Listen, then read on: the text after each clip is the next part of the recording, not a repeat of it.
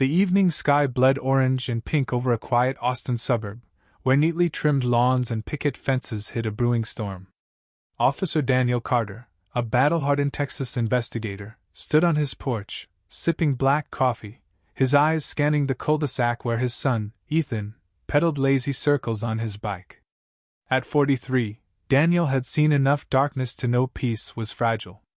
He'd taken leave from the force, not for himself, but for his wife, Sarah, who was recovering from a grueling surgery that left her frail, clinging to every sunrise.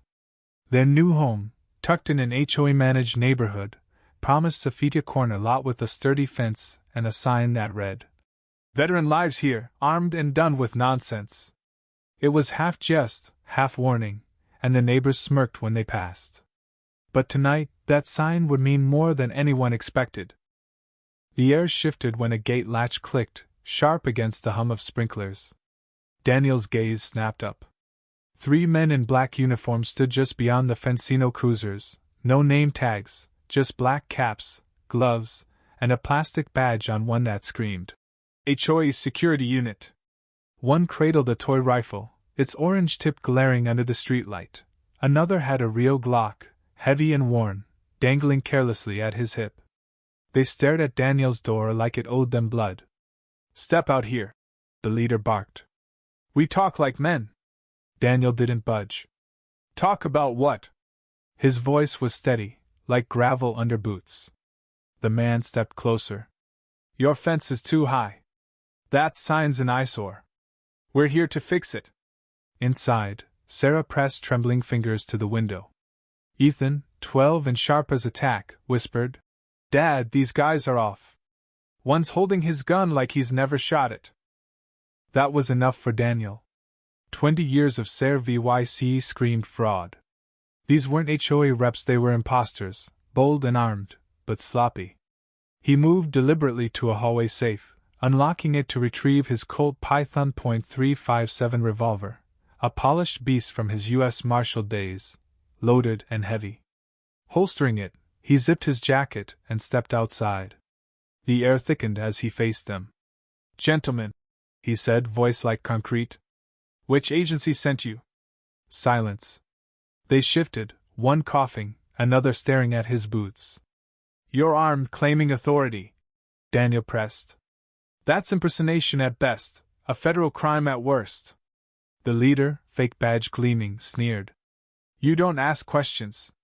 Comply or—" Daniel unzipped his jacket, revealing the Colt's chrome glint. "Or what?" he asked, soft as a blade. "This Colt's already cocked. Who are you really?" The men froze. One paled, another stepped back. Headlights sliced the lawn. A white sedan with a cheap red light on its roof crept up. A fourth man emerged, clutching a plastic rifle, orange tip blazing. Daniel's gut twisted. These weren't just frauds, they were reckless, dangerous in their stupidity, armed with arrogance, and one real gun. The leader tried again, voice cracking. "You're threatening HOA reps, that's a crime." Daniel didn't flinch. "You're on my property, armed, no ID, scaring my family. That's not a dispute, it's a felony. I'm an active internal affairs investigator. I know fakes when I see them." Ethan's voice cut through from the door. "Dad, Mom's not okay." Sarah was at the window, clutching her stomach, pale, swaying. Her recovery couldn't handle this. Daniel's tone turned ice cold. "Face down, hands out, or I'd put you down." One twitched toward his belt. The Colt clicked, Daniel's aim locked, his calm forged by decades of facing worse. "Don't," he said. "Last mistake." Sarah's voice rang out. "I've got it all on camera, your faces, your threats, going straight to the feds." Silence gripped the street. Then chaos.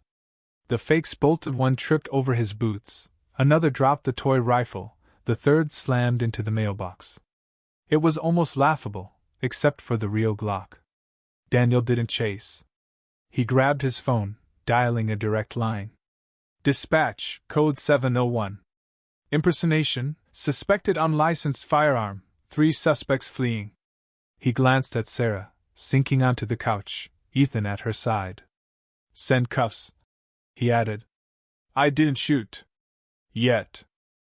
15 minutes later, the street was a war zone of flashing lights. Patrol cars blocked the road, a SWAT SUV hummed behind them. Paramedics rushed Sarah to an ambulance, her pulse weak. Daniel stood with Ethan, his Colt holstered but his body coiled. Captain Michael Hayes approached, gold bars on his collar. Impersonators? Daniel nodded.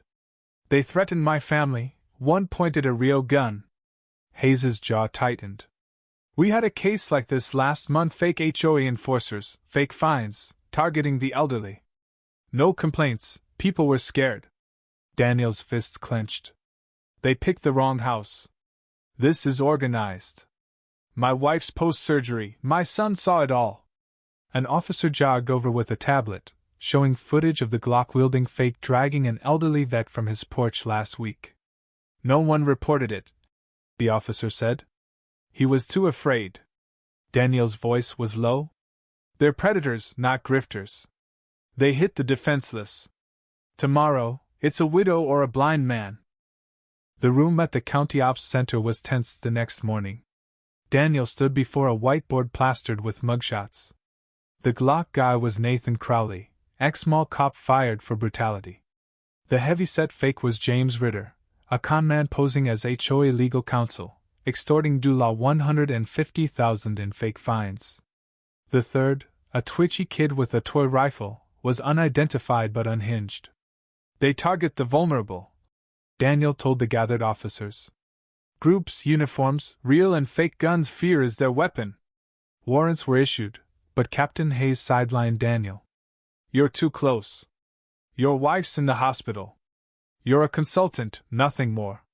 Daniel nodded, but in his mind, he'd already decided. They'd come to his home. He wouldn't wait for them to try again. At 11:41 p.m., a hidden porch camera pinged. A black SUV and the same white Toyota rolled up, headlights off. Crowley and Ritter stepped out, no uniforms, just arrogance. Daniel, in a tactical vest with a body cam, waited in the garage. He emerged silently. Funny, he said, voice slicing the night. I warned you. They jumped. Ritter stammered. We're just here to talk. Daniel's brow arched. With a gun in your waistband? Crowley reached for his pocket. In one fluid move, Daniel's elbow cracked Crowley's collarbone, dropping him. Cuffs snapped on before he could groan. Ritter ran but didn't get far. Daniel tackled him cleanly into the gravel. You're under arrest, he said, cuffing him. Impersonation, trespassing, and more. Neighbors' lights flicked on, phones recorded. Patrol cars screeched in, officers taking custody as Daniel stood calm, body cam rolling. They came back, he told the lead officer. Same intent. The cruisers left, justice clean and public. The courtroom later buzzed with outrage. Victimsa shoved Marine vet. A mother forced to ditch her flag spoke. Sarah, for an arm, choked out. They came for my son. Daniel, on the stand, was unflinching.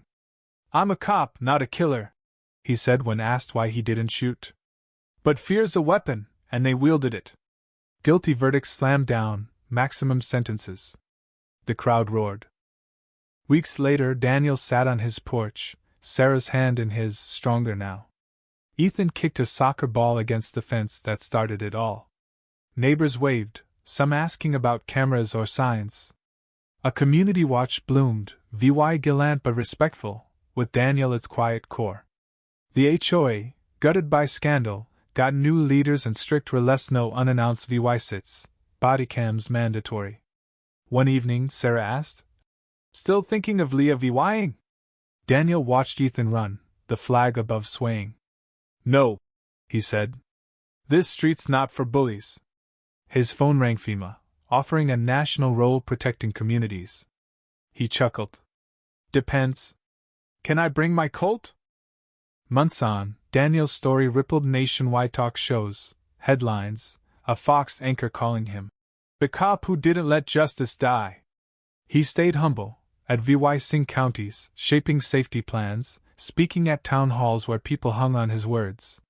The neighborhood transformed, kids played late, porch lights burned in solidarity. Signs sprouted. We trust in law, not fakes. Daniel's sign stood proud. Veteran lives here, armed and done with nonsense. On a rainy night, he leaned against his porch post, Colt on the table, coffee steaming. Next time, he muttered to the wind, let the fakes pick another house. This one's cocked. The revolver gleamed, and Daniel Carter, unshaken, wasn't just a man who stopped a crime, he was why it wouldn't happen again.